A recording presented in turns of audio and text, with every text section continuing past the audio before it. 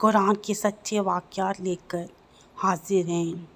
آپ نے زندگی میں بہت سے ایسے واقعات دیکھے ہوں گے جو کبھی معجزات کہلاتے ہیں، کبھی کرامات کہلاتے ہیں، لیکن اللہ جب اپنی کرامت دکھاتا ہے، اپنا معجزہ دکھاتا ہے تو پھر انسان کی حیرت دنگ رہ جاتی ہے۔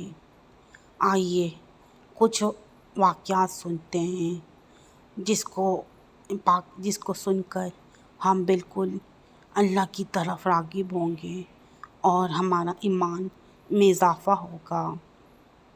آئیے شروع کرتے ہیں۔ ہندو قرآن سن کر مسلمان ہو گئے۔ میرے والد صاحب نے بتایا کہ 1942 میں راجن پور میں شدید تیری زور پکڑ گئی۔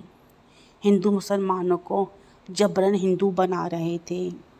چنانچہ 6 یا 7 خاندان ہندو بن گئے، سر پر چوٹیاں رکھ لیں اور مندروں میں جا کر بتوں کی پوجا شروع کر دی۔ مسلمانوں میں بہت اضطراب پھیل گیا۔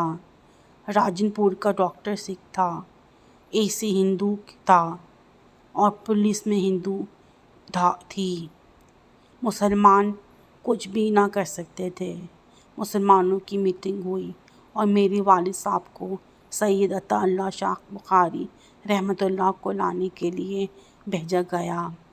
چنانچہ شاہ صاحب جب راجن پور تشریف لائے تو لوگ ان کی تقریر سننے کے لیے بڑی تعداد میں اکٹھے ہوئے۔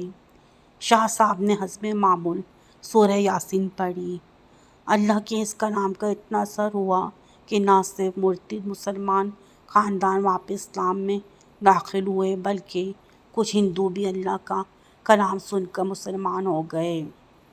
ہندوؤں پر شاہ صاحب کا رعب چھا گیا۔